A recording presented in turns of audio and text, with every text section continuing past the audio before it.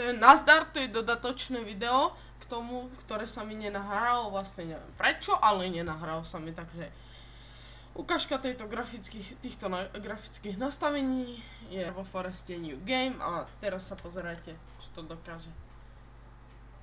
Trošku dlhšie vytváranie.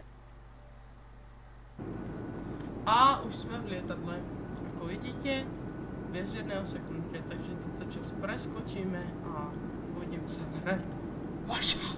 Alebo nie, by som bol copyright. Bum, pačam.